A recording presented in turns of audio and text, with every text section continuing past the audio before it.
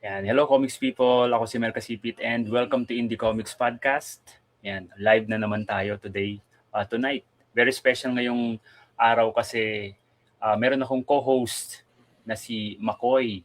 Yan, Makoy Tang ng marami kang ginawa. Yung ang mascot, tapos yung pinaka-latest na sumisikat ngayon, yung ginawa niyo with RD. Na remake nung original mong indie comics, di ba, yung School Run. Ayan. Pero hindi natin pag-uusapan ang ginawa ni McCoy kasi siya ay isang co-host. Ang pag-uusapan natin ay ang The Ticking Stone na ginawa ni Von at ni Tristan. Hello, welcome to the show. Hey. Hello. Hello. Thank you for having us. Sobrang exciting kasi lalabas na, well, sabi ni Tristan kanina, nung bago kami nag-umpisa, lumabas na daw yung book, pero i-formally launch yung book sa Philippine International Comics Festival this coming weekend. Ayan, may kopya si Makoy. Yes. The Ticking Stone. Yay! Ayan. Okay, so para mas maraming makanood, yung live kung gusto nyong i-share nasa Indie Comics Podcast Facebook page, yan, para mas maraming makanood. So habang sinishare namin yung link nung live, remind ko lang yung mga comics people natin na ang Indie Comics Podcast ay nasa YouTube. So doon yung pwedeng mapanood yung mga previous episodes at meron din kami sa Spotify, sa Google Podcast, sa inyong paboritong podcasan. Is that even a word? Podcasan. Ayan. So, tindahan. Ayun. Okay. So, i-share ko sandali yung ginawa nyong promotional animation. Yan, kasi Okay. maganda to. Okay. Maganda to. Ayan. Yay! Ganda niyan. Sa Facebook mismo.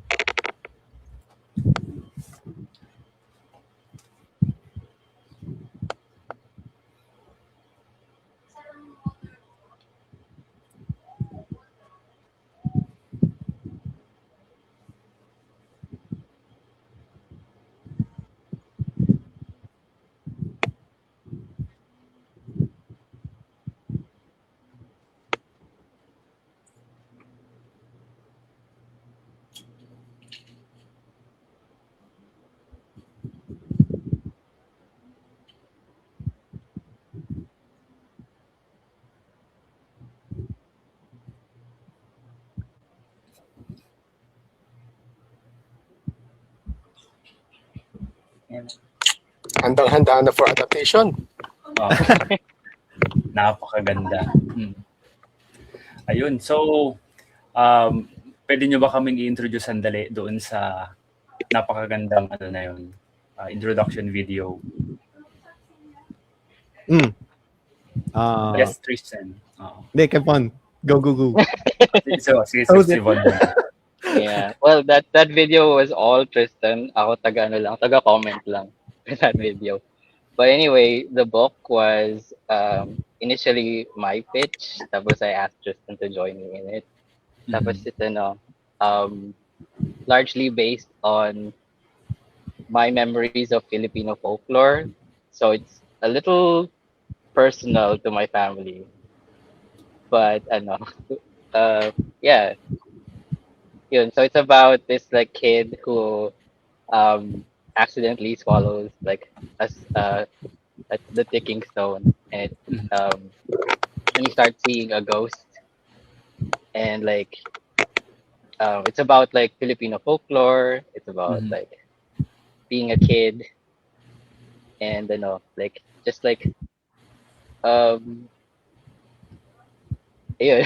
on an adventure.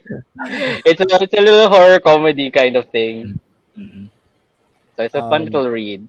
Yeah. When we were writing this, we had parang yung mga cartoons growing up in mind when we were writing this. So, it's mostly a mix, or it's mostly yung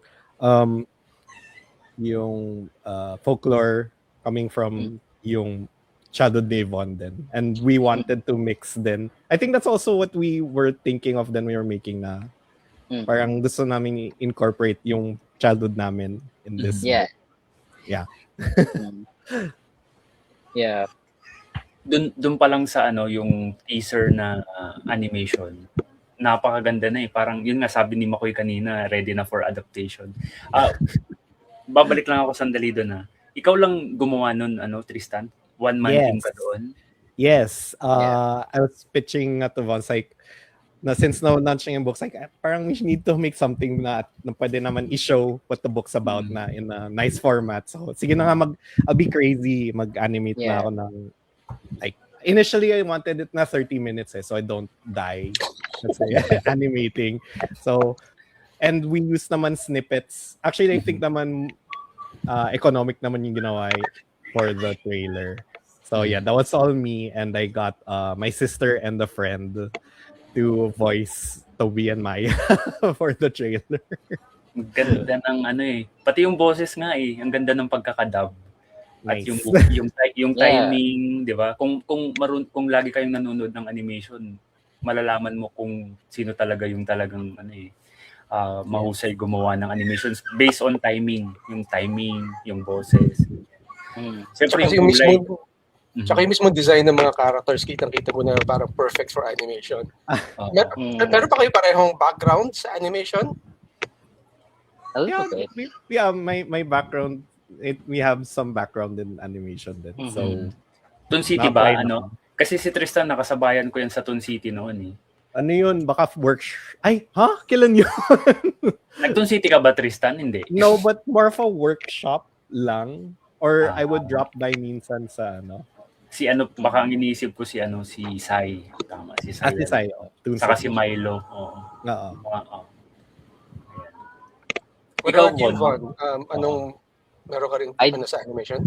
I do have a little bit of experience in animation, like, but it's mostly in visual dev, so mga character design. But a lot of my like quote unquote cartooning work happened in comics and games. Ayan. So maganda pala to, no? Kapag sobrang naging hit itong The Ticking Stone, pwede na kayo talaga mag-produce ng ano, manifesting. ng animation. Nice.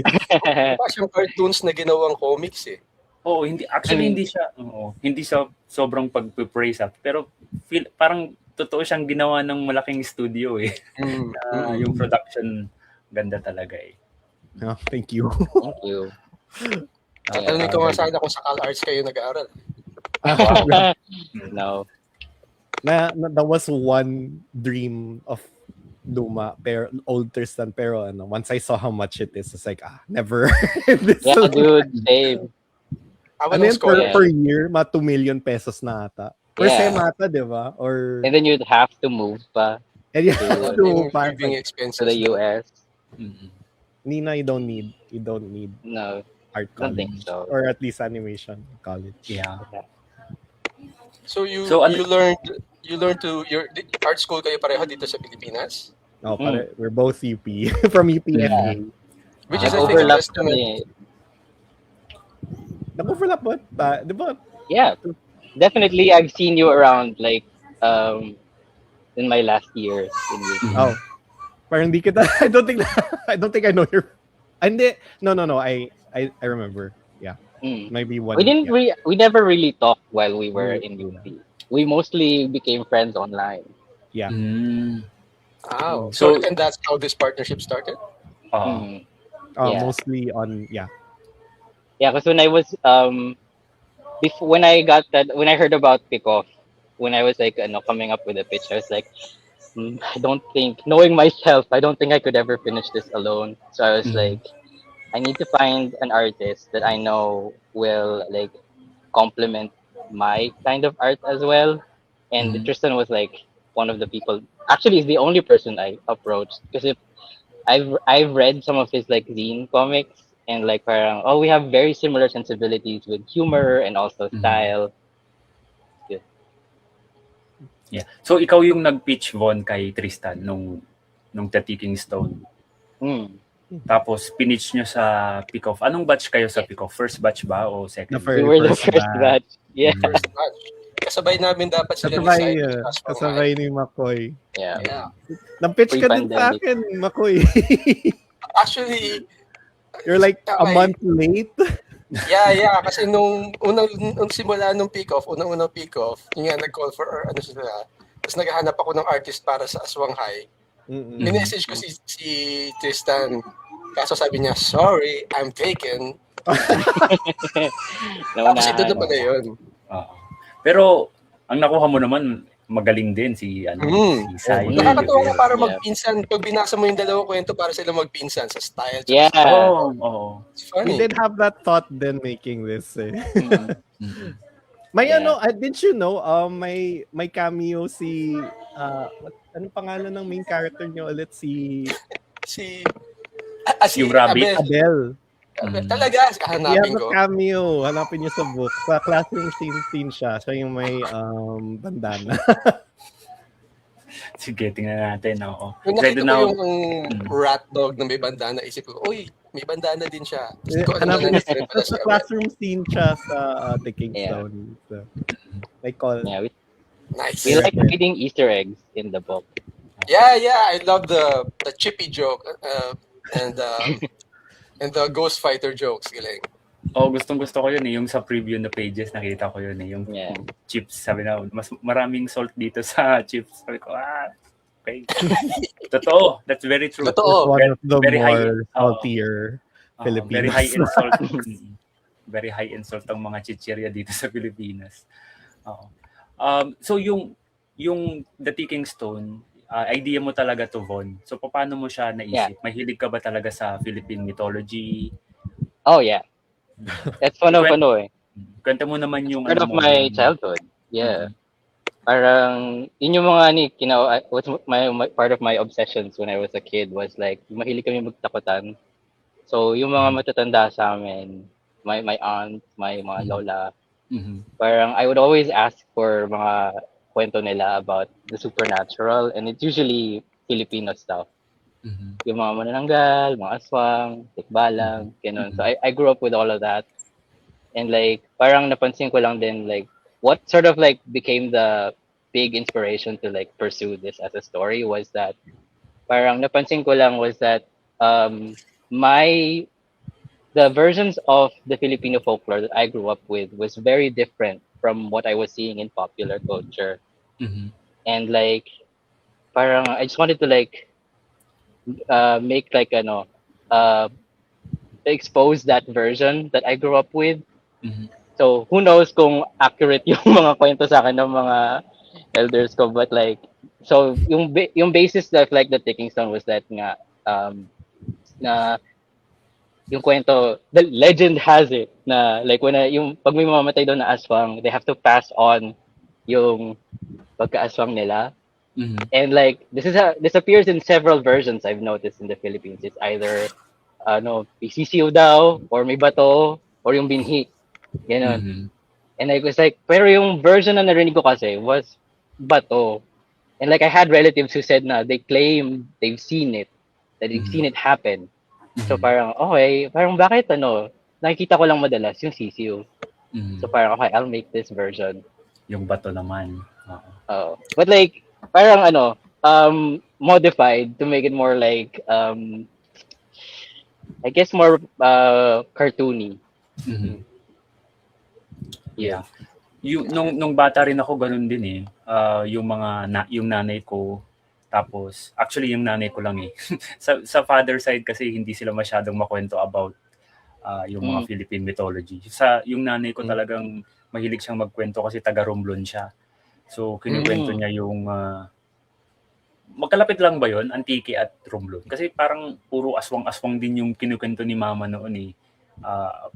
Yung mga nagtatransform sila into baboy, ganyan. Tapos kaya yun yung ginawa kong comics, yung baboy, based doon sa mga kwento din.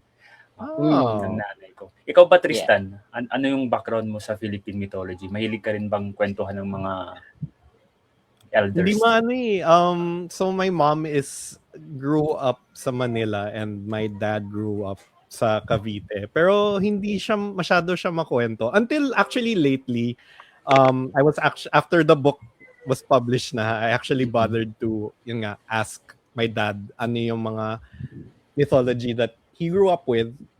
So on the topic nga of the stone, parang yung pagkaaswang sa stone actually. Meron nakwento din yan na there also parang may power din sa stone. So you can also transfer it na parang sabi niya na dad ko mouth to mouth. So lumabas yung imagery ko na nasa taas. And then they just pass it to the other person. Kasi if you hold it down, the power is like too much. You can't touch it with your physic. Like you can't hold it. So dapat straight sa mouth to mouth daw. So wala lumabas lang yung imagery na yun. Just like funny lang. Yeah. Pero it's interesting na may, there are similarities nga sa mga kwento. Pero yun nga yung maganda Yun yung may maganda ibang version. Thing about folklore, I sort of realized that it is both regional and personal. Because it matters who's telling the story. Yeah. And sometimes parang adaptations of folklore and mythology can get controversial na parang that's ours. Why are you doing this to our stories? But really, all of it belongs to everyone at the same time equally. So parang kung ito yung kinalakihan kong kwento, edi sa akin ito yung kwentong ginagawa ko, diba? It's all valid. Yeah. So, yung gusto ko ditong sa ginawa nyo sa libro to, mayroon kayong sariling interpretasyon na parang medyo pop culture, medyo childhood adventure, pero hindi nawala yung pero parang may epic side na epic adventure and finding your courage, finding the importance of friendship. So really nice themes going on in the book. Yeah.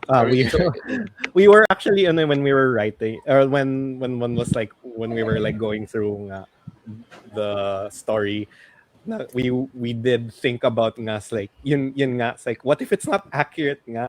Diba? So I would just, and we would just tell nga ourselves na this is our own thing and that doesn't parang minimize yung experience mo. Paano accurate may ma-offend ng mga nananggal? That's not true, sabi ng mga nanananggal out there, sorry. No, yung sa Aswang High, merong isang mama na lumapit sa amin sa isang comics event. Sabi niya, actually, alam mo, ang aswang ay hindi generic term. Ang aswang ay isang specific na creature. Sabi, ganun po ba? Kasi po, yes ka na. Yeah. That's another thing then that came up sa amin, na parang, alam ko kasi, siya, more of like an umbrella term growing up. Same. Kind of like how the Japanese have a yokai term, right? And yokai are like all sorts of things, like bakinek or whatever. So I thought, aswang, baka like genre siya, like mga manananggal, tikbalang are all aswang. That's how I learned about it. So yun. But like that sort of became like a big thing about how I thought about folklore nga, na it is like it varies so much with people because it is one of the longest games of telephone, right? Because the tradition was passed on through word of mouth, and like people are fallible. The lore will keep changing as it gets passed on. So that's why it became regional. So I thought oh, that's interesting. So like how we justified it nga na parang okay, let's just make our own version then, because it's such a dead end to reach for accuracy with folklore. So what became more important is the human truth about for the characters more than the accuracy of folklore. Yeah. Para siyang adobo, 'di ba, na bawat ibang iba-ibang version. Adobo discourse. Oh my God. Ibang mag-aaway-away. May mother's adobo is better than your mother's adobo. But wala tong vinegar, mga gano'n. Wala tong toyo. Yeah, minsan yung matamis na adobo, I don't like that. Kailangan maalat. Gusto mo maalat, oo. Yeah. Yung adobo kasi namin sa Pangasinan, medyo may siya, may asukal, so medyo matamis-tamis. Tapos may mga adobo rin na dry. Kakaiba din, Yung adobo namin kalahati sabaw, kalahati mantika. Di ba? Iba-iba eh. So, yeah. I guess that's a nice way to put it nga. It's like an adobo situation. Yeah, this is our adobo. Adobong may pinya. I understand that. Pinya, itlog. Oo nga, no? Pinagdidebatihan kung dapat lagyan ng pinya yan or hindi. Ay, oh my No, God. that was that was just marketing ng, di ba? It was a piña company. Mhm. That was a commercial. Mhm. They like put pineapple in the adobo. Hawaiian Nakisama. adobo na yun. Oh. Yeah. Hindi naman native ang pineapple sa Pilipinas. So Kaya nga. Personal na nga din, no? I mean, and people have their own din preferences sa adobo nila. So, that's bound to change din. So, yun na lang gamitin natin if anyone cares. Tama. What's your adobo? What's your definition of adobo? Kasi yung mga aswang at yung tikbalang at yung mga iba-ibang Philippine mythology elements sa halimbawa ito sa mythology class, iba sa version ng 13 at iba rin sa version ng ibang mga IP. Iba rin yung sa mga version ng Panday, di ba, yung mga pelikula ni Fernando Po, ganyan. Paano yung ginawa yung research sa Philippine mythology? Based lang dun ba sa mga kwento o may mga readings kayong ginawa, research, ganyan? Ako personally, I didn't do any research. It's mostly remembering like yung mga core memories ko about mythology. Yun.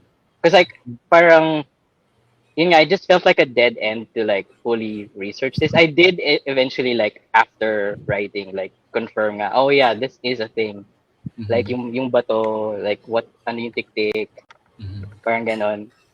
Like I was just like confirming things like, oh yeah, that's what my version is. Na parang yun nga, like one of the core like mythologies in the book is about yung tik-tik, and I sort of like realized na, oh, there's different versions of it.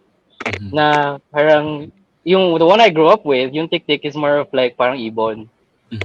Pero I found out na some people think of the tik-tik as more of like a humanoid kind of aswang. Like that's not the one I grew up with. So that's also why I decided to write this version. Parang this is not supposed to replace your version. This is supposed to expand your ideas of mythology. Yeah. May mga generation din na lumaki sa tik-tik pero yung tabloid. Ay, ba? Alam ni Mako yung reference. Alam ni Mako. Kala ko PG tong podcast na. Allah. A question about since you're both writers and you're both artists, paano yung nagiging hatian ng trabaho nyo? Ano yung workflow nyo? Tama. So initially yung pitch, Devon, when the project started,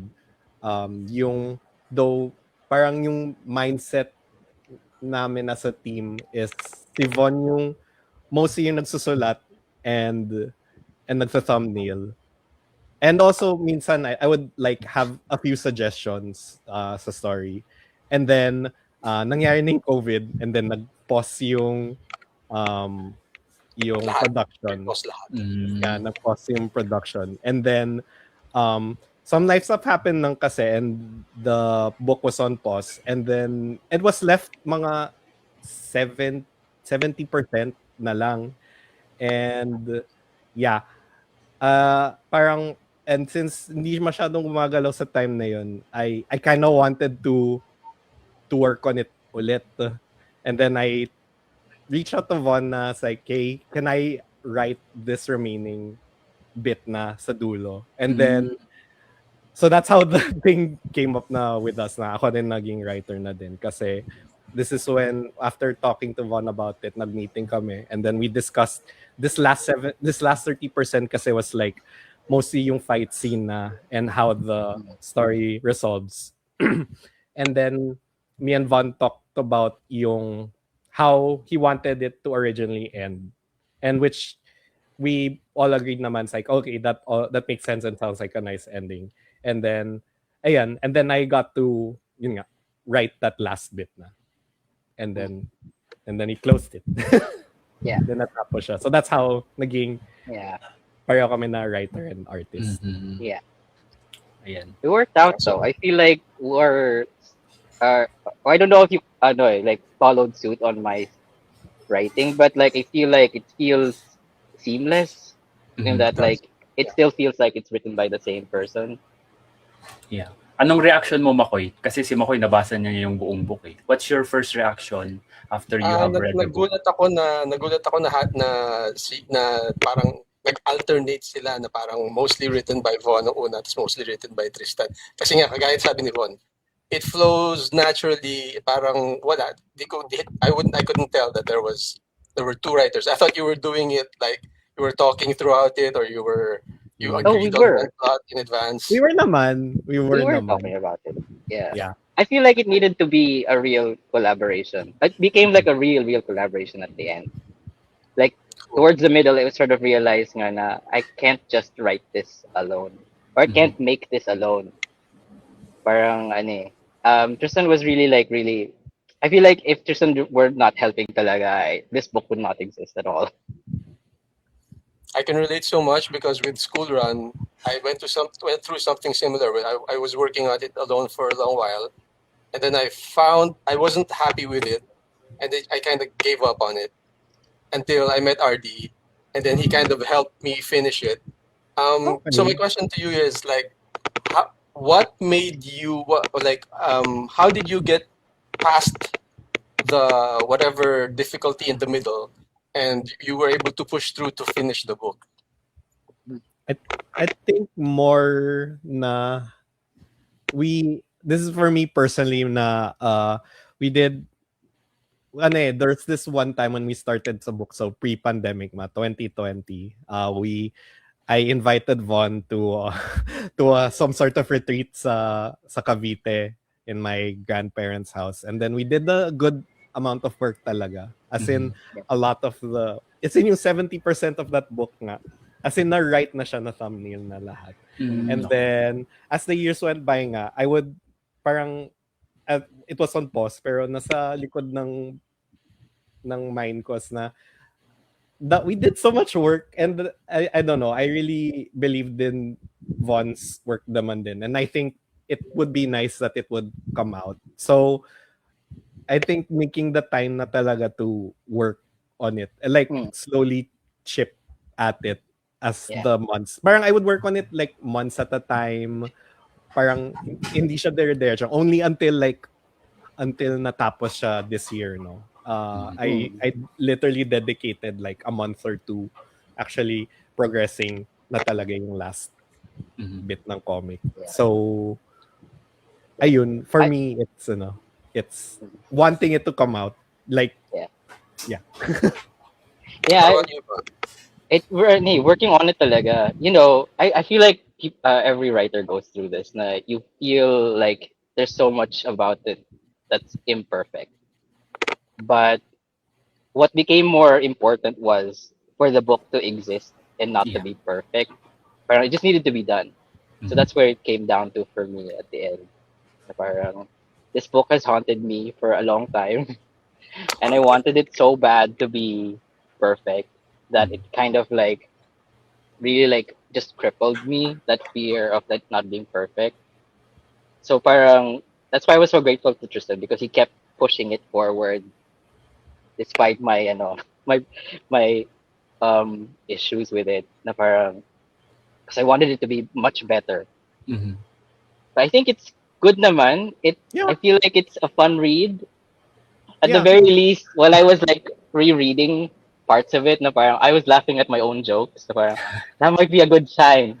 This book is probably okay. Even after all this time, if you still find it good, which I don't know, I was looking back nga, it's like, I still like some of these pages pa rin.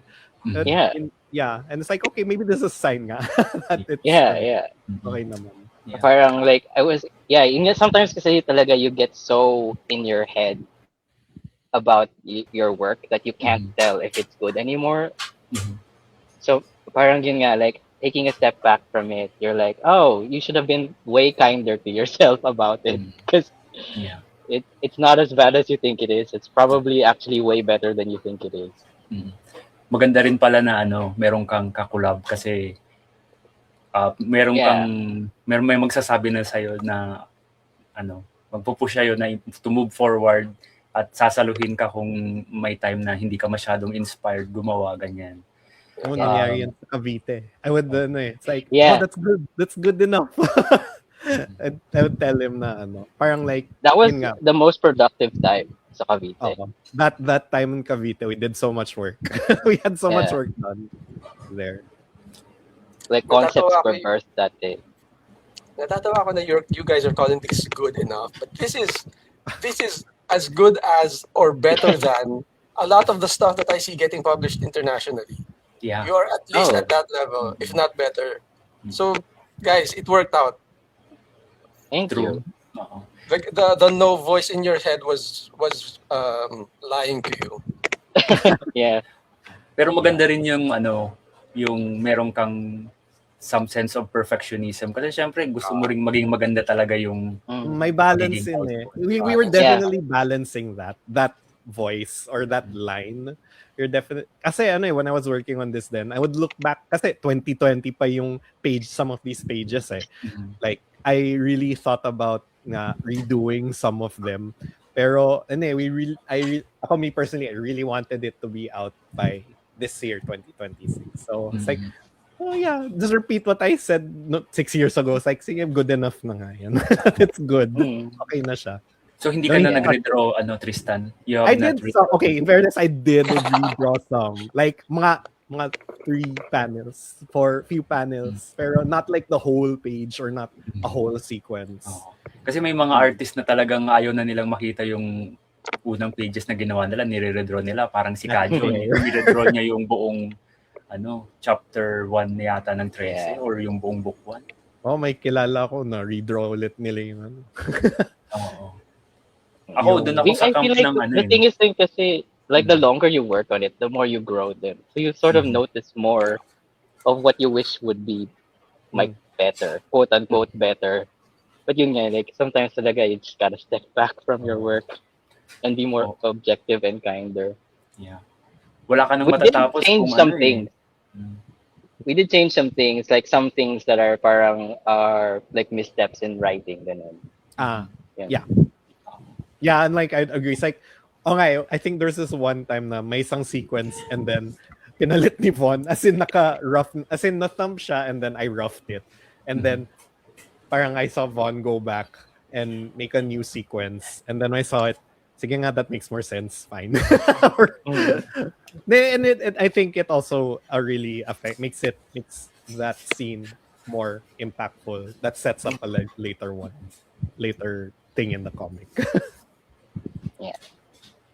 And Von was very like he didn't even extend it. Like yung ni-replace niyang pages as in sakto talaga sa page count na yun, which is very impressive. Which is like a very impressive feat.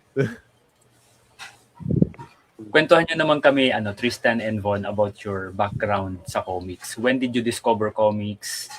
When did you first start creating your own comics? Yung mga origin story nyo.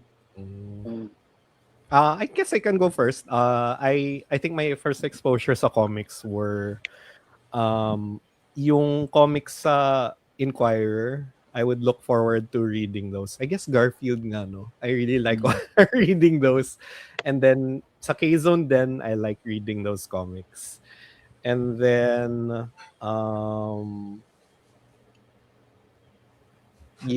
parang and then I joined parang a comics org sa a comics org sa UP, and then they were in UP Grill ba yan? The Lunar Rock.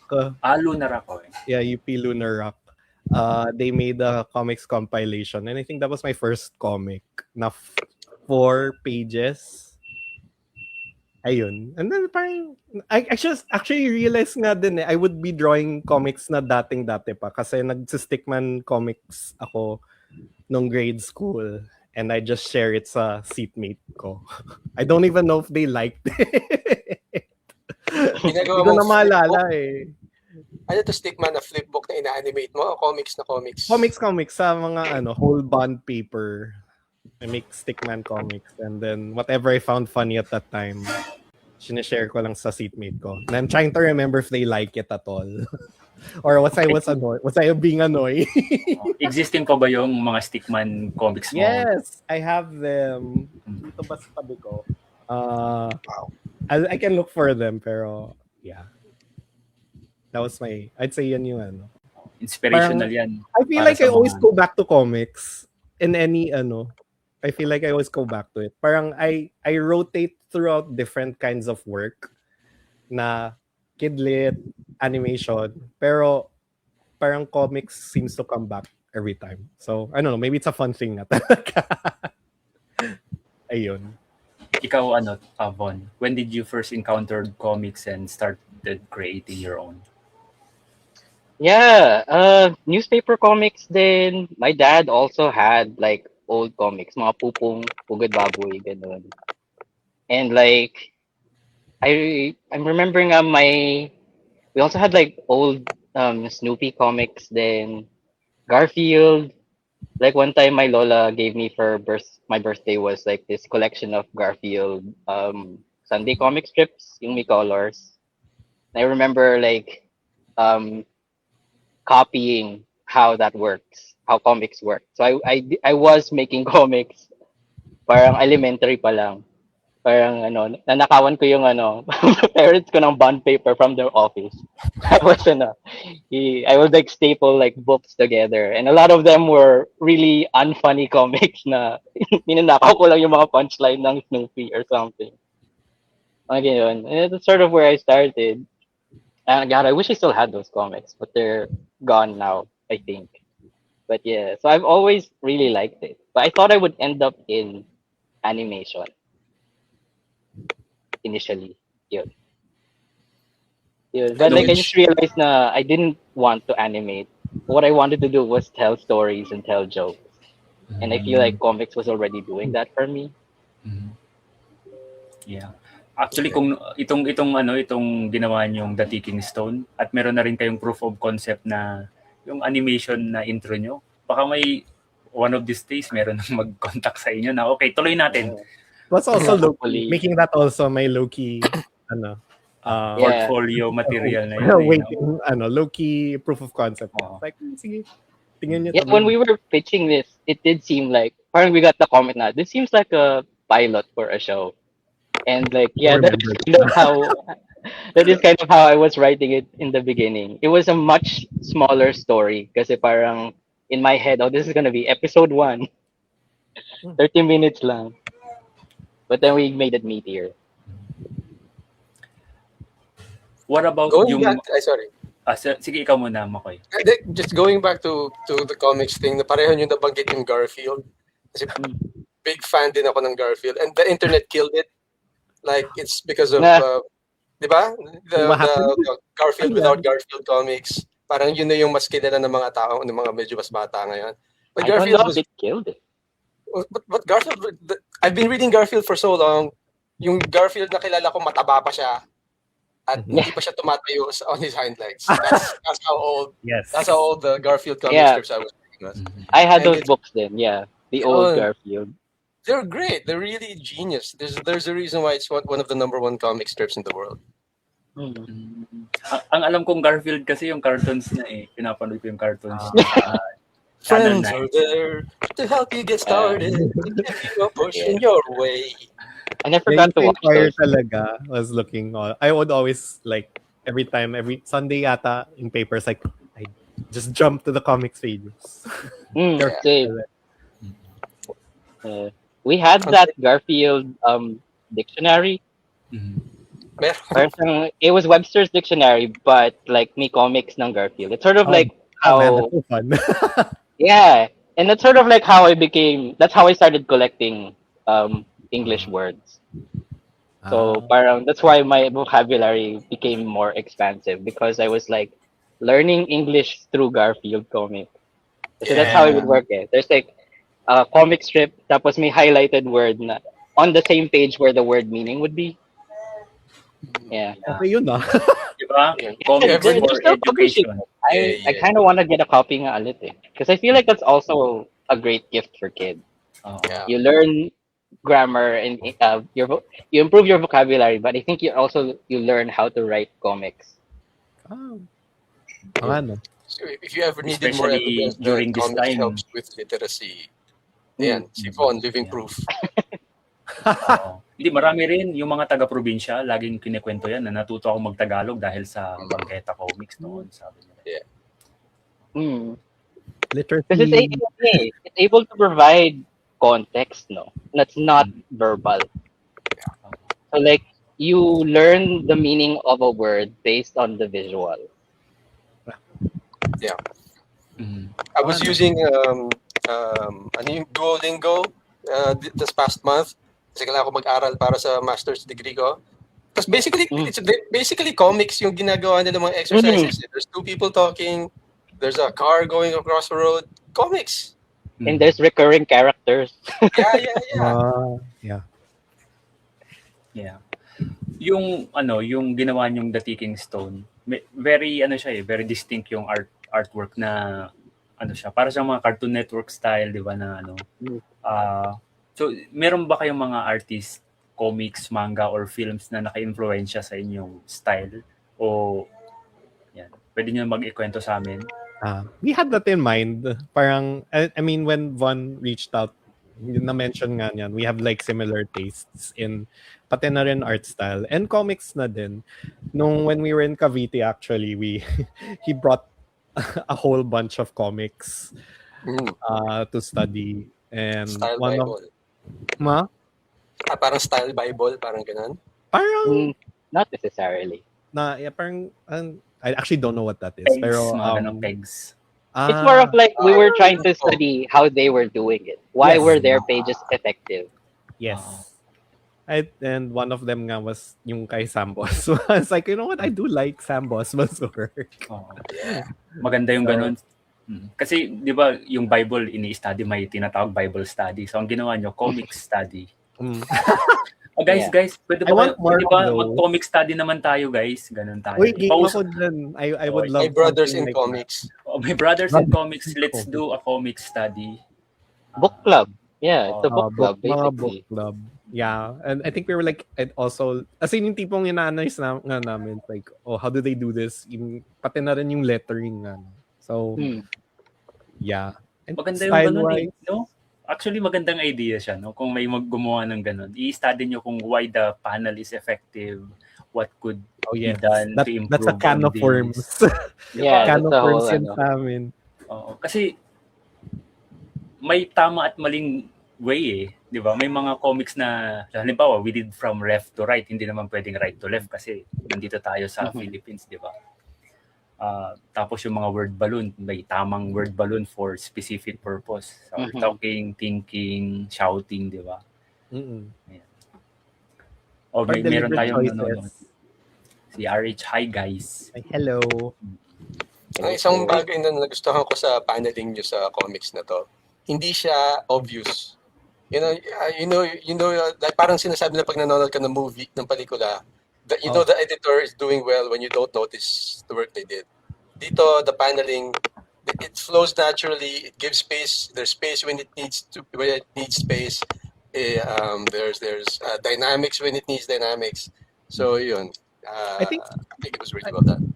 I think we were basing also of kind of European comics yung style na din. But then I think early on too, parang one of the comics I brought nga, parang European style. Pero European style comics are like 8 panels, minimum 8 panels. And I think sa start nga ng comic, we were like only doing 4 to 5. So yan nga, we were, parang tinatansya namin like how do we want to mix the storytelling nga. Yeah, I was thinking about kasi like how I wanted it to be a comfortable read. Yes. Because I had there was a lot of comics that I grew up with na I found so exhausting to read. Like I think about like reading Sandman, being like, hindi pa tapos yung page, ang dami pa itong mabasahin. So parang, yeah, we were very conscious about like how we would divide like the text. And we both agreed and, like, na. Yeah. It's a comic that can be read in one go actually, and I think what we were aiming for.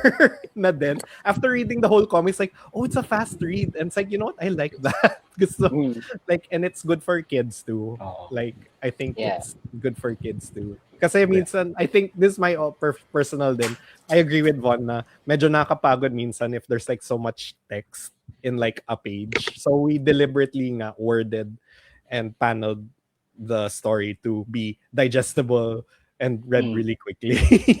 Doon din ako sa camp nyo. Yeah. Kapag comics, dapat as little text as possible. Kasi visual medium siya. Binabasa siya ng mga tao na hindi mahilig magbasa ng text. Mas mahilig diba? Give me a book. Yeah. O kung gusto nyo ng maraming text, magbasa kayo ng libro or yung mga spot illustrations lang tapos puro text, diba? No, but also comics as a medium kasi does something that prose can't, which is communicate non-verbally. So parang you're not just reading text, you're also reading the image. And parang sometimes kasi the writing like doesn't assume that there is context being given by the image.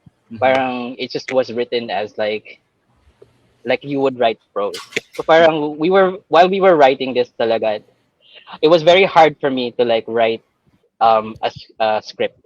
Parang I needed the visual to show like things para we can cut how the writing in a way, at least the written text. Para kasi I don't think it's necessary anyway. When you're in real life, you don't go into detail naman with what you're describing because whoever you're talking to, you assume context because of like you live in the world. Yeah. Unless siya yung parang radio drama. Bumukas yung pinto. Yeah, yun. Nasa Mabigat medium ang kanyang na yun paa. Oh. Yeah, nasa Sa medium yun. Mhm. There is an art to that din. Yeah. Meron ba Comics is kayong the ultimate show, don't tell. Yeah. Tama. Show don't tell, di ba? Kapag Yes. meron ba kayong specific na maibibigay na na comics na marirecommend nyo na, oh, this comics the best paneling, storytelling, o a mix of every... I don't know if it's the best, but lately we've been talking about Witch Hat Atelier a lot. I was gonna say that. Yeah. Same hat, damn. Okay. Yeah. No, that's why I brought it up because we've talked about it. Is that in that yeah. stack of comics that you brought to talk about the paneling? Which one did you end up referring to the most? Parang yung fantasy sports, I think. I'd like to think. Yung kay Sam Bosma. Sports? Kay Sam Bosma. Yeah. Sam Bosma fantasy sports. We I just really really love like it. the coloring. Yeah. Well, speaking of color, specific na pinili nyo ba yung red na ito yung magiging kulay? Talagang medyo monochromatic tapos spot colors lang minsan. Hindi nyo sinulit yung pagka-colored ng libro. Oo nga. That was actually a more economic decision. Yeah. Than It became a consequence. Yeah. It felt easier to draw and I think it was effective as well. I think we initially wanted nga full color for the comic. Pero yeah, for economic reasons and parang to make it for the progress for the comic to move, we decided on nga this black and white limited color scheme. Tapos this red, as I joke with Von, it's the Von red. Von Tintin red na is prevalent actually in his work.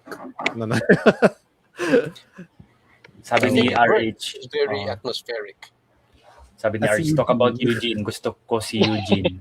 Sa Ghost Fighter ba yon yung sinasabi niya? There's multiple references to Ghost Fighter. Yeah. Eugene is one of yung characters sa Ticking Stone. Siya yung I'm waiting for the panel to come up sa sa slideshow pero Sigbin siya. And I think Von can talk about how it's not really the traditional look of a Sigbin. Ito. Yung eating. Yeah. Yes. No, kasi like I think I came up with the initial design. Because like parang I wanted like kasi diba yung lore about the Sigbin is that it varies. It's either a dog or like a kangaroo kind of creature. So parang okay, let's find the in between of that. And like that's where it came from. It's more like a dog-like thing. And I named him Eugene kasi ayun nga, because of Ghost Fighter specifically. Ghost It Fighter. was going to be like that, like just an Easter egg for mga batang 90s. Mm-mm. Yeah. Actually, yung Ghost Fighter, dahil ilang ulit na ni-replay ng GMA yan, it crossed over sa iba pang generation, not just That's crazy. yung mga nakanood Yeah, ng yeah. 90s. So, marami, That's so marami. crazy. Oo. Yeah, I don't even Kaya- know if they're still showing it. Pero like what I liked about the naming of Eugene was that it was very specifically Filipino. Kasi hindi naman siya known as Eugene outside of the Philippines. His name is Yusuke, right? Yusuke. Something like that. They only Kinuha took lang the nila yung U. U. Yeah. You only took the U. And like, yun yung mga things na parang, oh, if you never saw the Tagalog dub of Ghost Fighter, you would have no idea kung sino si Eugene, sino si Denny, sino si Alfred. Ah. Alam Which nila is yan fun kasi kung because- may mga text na nandun yung pangalan nila. Yung, alam niyo yung Yeah. text, yung maliliit. Nandun yung pangalan, Yusuke. Ano yung Yusuke? Eugene to. Yung mga text ko Yeah. na. I found that Kuwabara, out late eh. I found that late yung actual names nila. It's like, damn, I've been lied to by Philippine media. Pero Yeah, kung meron, diba? kami nung Like, time sino namin. si Kuwabara? Kuwabara, ang Kuwabara. haba-haba. Akala ko apelyido ni Alfred yung Kuwabara eh. Si Alfred Kuwabara. Crazy. Maliban sa comics, do you have any other interests like films, books, ganyan, games, cartoons? Yeah. Like, yeah, one thing me and Von are fans of cartoons.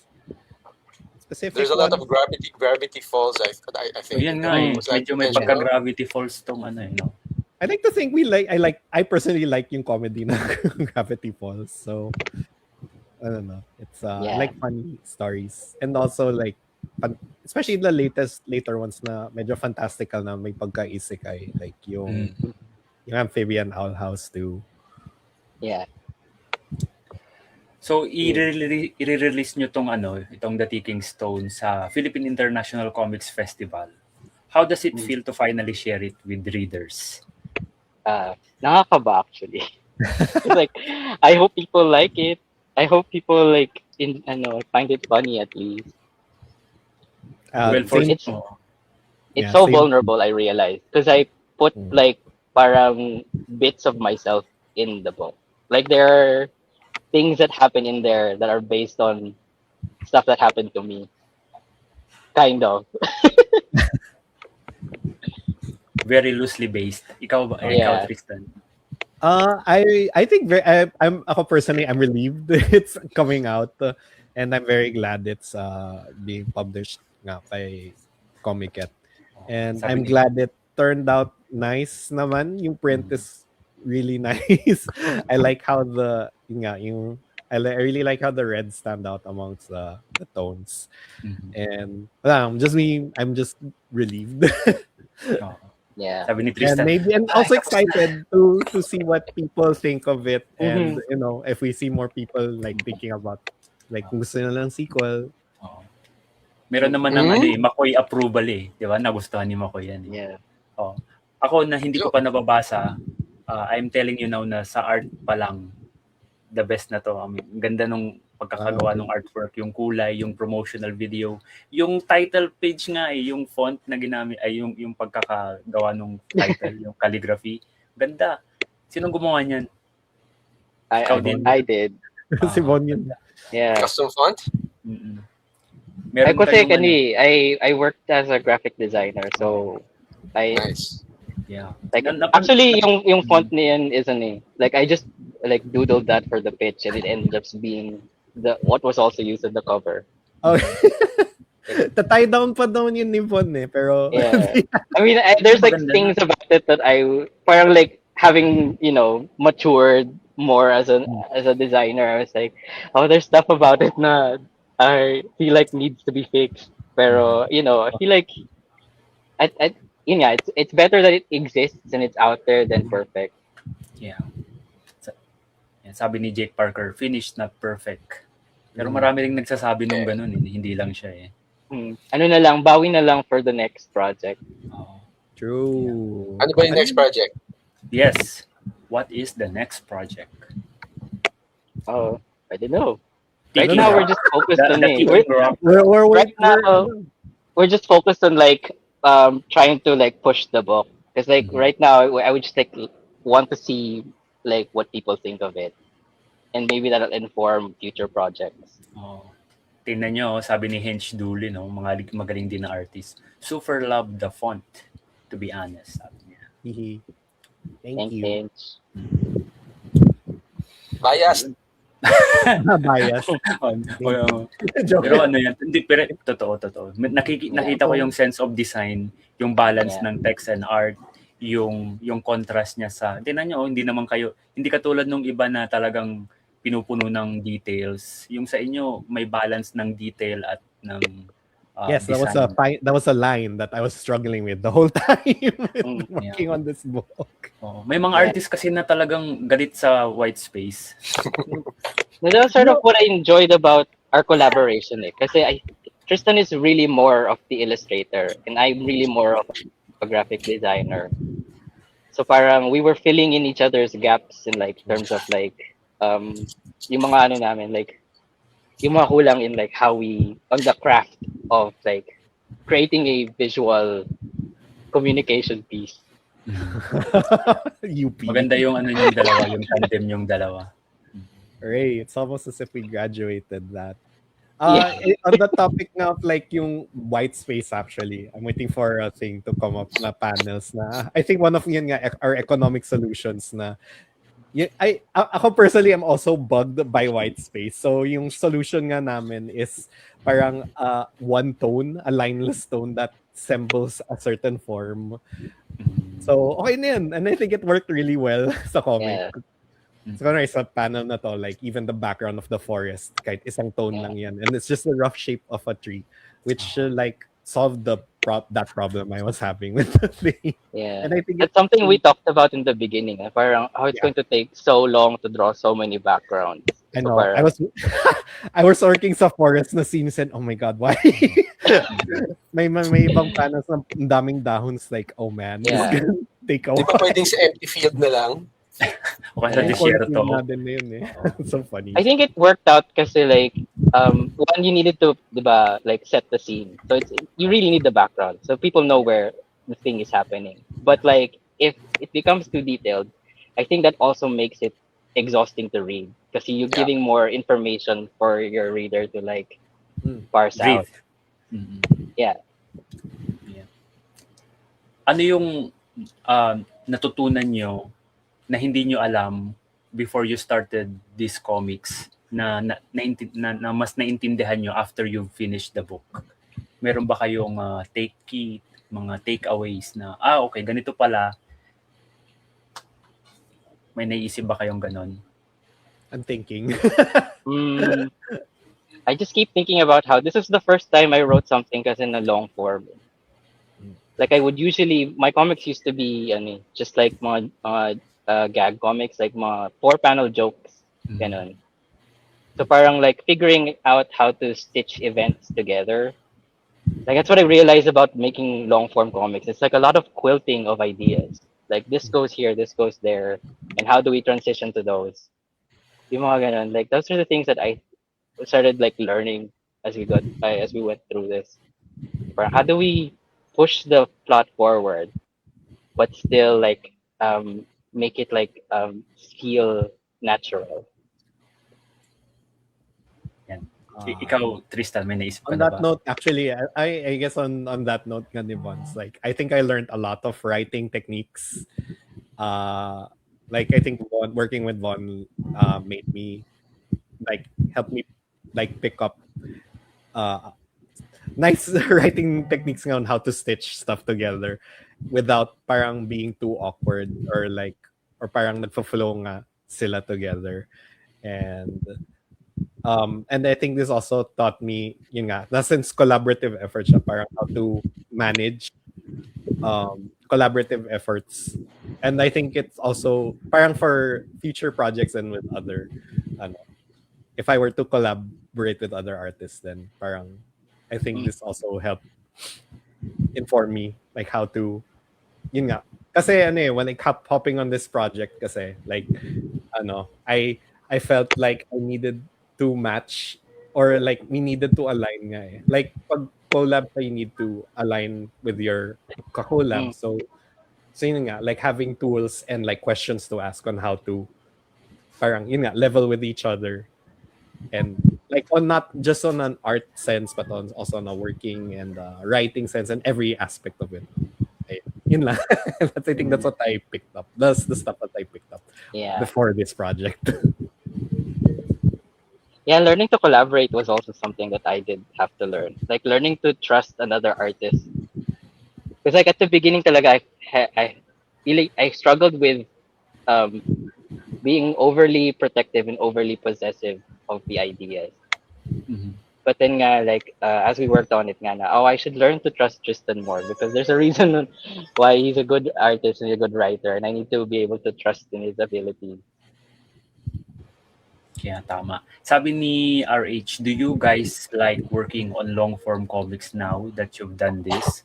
Please make more. Ha ha. Ha ha. Oh, ha ha. Haha.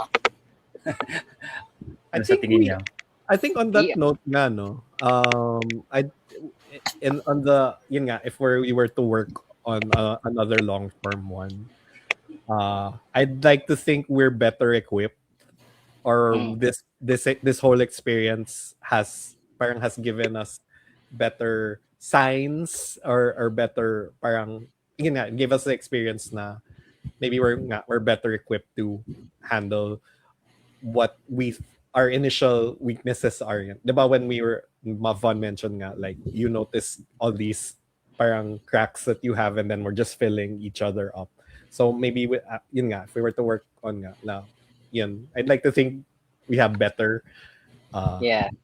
we're better at that na. Yeah, Or maybe we the can cover ourselves communication then. skills. Yeah. Yeah. Right. Like there's like communication skills that I did not have at the beginning of the process. That we have now.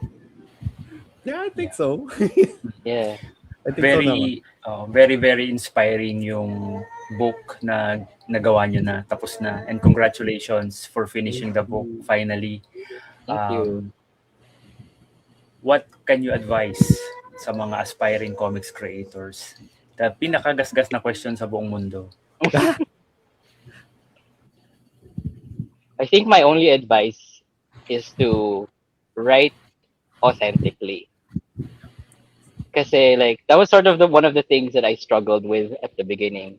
Before like coming up with the pitch, parang one of the things I debated with was like, should I write this in Filipino or in English? Pero kasi ang nangyari na at the end of the day, I was like, it was more important to write in your authentic voice and not how everyone expects it to be. So that's why I ended up writing in English because that's just like the language that I was most comfortable in speaking in, or at least writing in as well. Like if I attempted to write it in Filipino, I feel like talaga, it wouldn't sound natural to me, and I wouldn't know how to write it. Like it would seem inauthentic. So yun, like I've noticed because some people do struggle with English. When you don't have to write in English, just write it in the language that you normally speak. Because I feel like that's more important. We need people to write in their voice because that's our advantage to, like, in AI, right? It's like you need to bring your humanness into it, and like so you just like write earnestly and honestly. Yeah. Also, yung pick-off dapat English. Alam mo ko, di ba? English yung requirement sa pick-off selection. I don't remember that being a requirement in the beginning. I think so. No? But I Lahat guess ng lumabas ng pick-off selection puro English. Ikaw, Tristan, what can you advise sa mga aspiring comics creators? I always think parang, I mean, we've been talking about just making it like not worrying. I don't know. I feel like you can tell on the topic of being authentic parang I'm always championing just doing what you want. You on a personal level, creative level, like, and to yun nga, challenge na yourself. And if you really want, kasi in this AI landscape nga, like all the more is work that is genuine has value na eh. So I'd say just I'd want to see more people being yun nga genuine and just being cringe, honestly. Like, don't be afraid yun nga to, don't put yourself in a box in making something. And I think that shows din eh. Parang if like people can tell when you find yourself putting yourself in a box versus yun nga, being your cringe self. And if you're worried nga about people not liking it, I'm always in the realm na you will have an audience somewhere out there. There will always be haters. Yeah, there will always be people you will resonate with. Kasi, yeah, exactly. And yun lang naman. Ako personally, I want to on the topic of like cringe. And this previous question of like other projects, like I want to make more comics or stories that are camp, that are non-apologetically camp, which kasi I sometimes enjoy that din eh. And yun nga, basta balang araw makikita ka ng ganyan. You will find your own audience. Sige mo ko. Based on my experience, yung mga taong ayaw maging cringe, hindi gumagawa ng comics. Yeah. And also, like one thing that I've also learned as a comics creator is you have to be able to be able to not be afraid to fail. Not be afraid of failure. You have to learn to not be afraid of failure. Parang kung pangit yung ginawa mo, para sa ibang tao, wala ka nang magagawa doon. But you just have to, I mean, yun yung isang dahilan ko bakit sa sarili ko pinagdaanan na block. I was afraid of failing. Mm-hmm. I didn't want other people to not like my work. And yun, I wasn't able to move past that until I did. So, but you have to get past it in order to continue creating. Yeah. Or it's like so true in all art forms, though. Yes. I think that's so true in all art forms because it is very vulnerable. I think it's a thing you have to experience then. Ano yun? Canon event mo. Canon event for all artists, honestly. Yeah. Ano yan eh? Stepping stone. Diba? Parang picking stone. Pun intended. Ayos yun. Pero totoo yun. I mean, magsisimula ka talaga sa yung parang yung 10,000 hours, di ba? Yung sinasabi nila palagi to mastery. Kailangan mong bago ka makagawa ng maganda, gagawa ka muna ng maraming hindi maganda. Diba? Pangit. And don't be afraid to experiment. Don't be afraid to fail. Don't be afraid na hindi nila magugustuhan. Just do what you love. Para yung sinabi rin ni Von kanina, write on the language that you're most comfortable with. Kasi doon ka magiging authentic eh. Mararamdaman niya ng reader kung hindi ka sincere doon sa ginagawa mo na but parang hindi ko na-feel yung connection dito sa binabasa ko ganyan or pinapanood ko or or anything, di ba? Ganun. You can't really control then kasi how readers will decode your work. Yes. Sometimes talaga it may not sound natural to some people or may not sound right to some people. But that's sort of why I think it's important for all of us to write authentically so that we can expand how we expect people to, speak. Create your own adobo. Create your own adobo. True. Kung gusto niyo ng matamis, ng walang sabaw, ng gusto mo ng pinya, ng puro mantika, may pinya, may sili, may anis, di ba? Oh my God. Hindi ko Baka hindi masyadong gusto. Nagobo yun eh. Baka Oh, hindi ko- better analogy, pizza. Parang all Ah, yeah, pizza. pizza. The more international Different analogy. toppings Oo. with Para all sa- the shapes. Totoo. So, ayun, ito na lang. Where can people buy your book after Pickoff? At where can they follow you both online?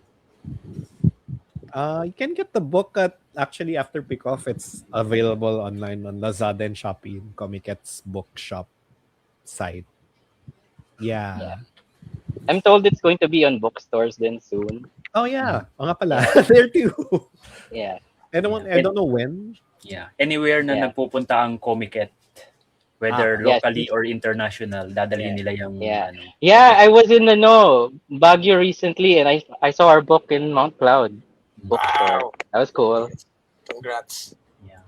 It's nice seeing. Yeah, it's nice seeing it out jump in the scare. wild. Oo. Jump scare.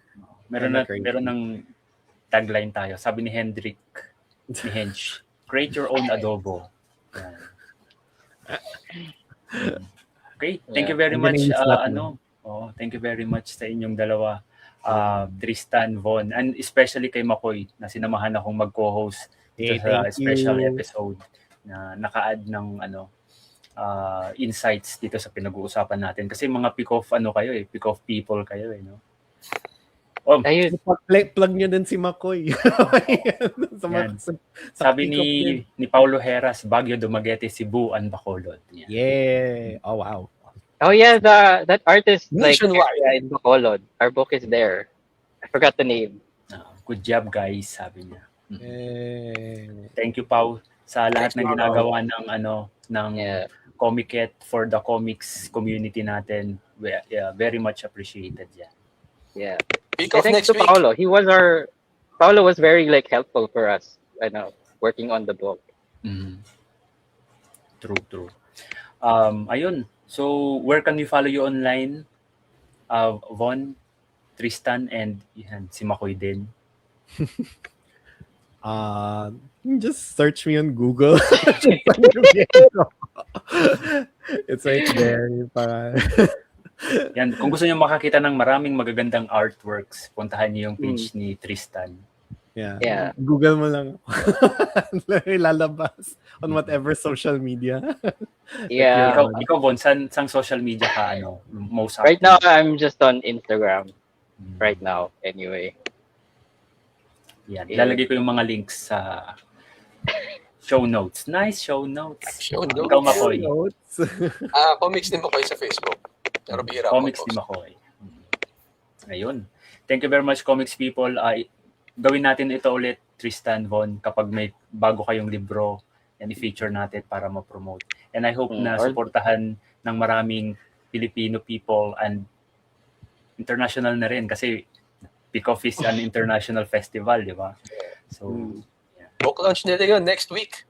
your book launch. Pwede kayong magpapirma ng libro nila Tristan and Von. At kayo Makoy din. Friday na. Yeah, Punta this rin Friday si na. The school run, ang Yeah. dami nang napuntahan ng school run. Oh, School Run. Good book too. Oh. And the Shanghai. Yes, Plug din. Aswang High. Yeah. Ayun. Thank you very much, comics people. And see you sa next episode ng Indie Comics Podcast. Bye-bye. Bye. Bye.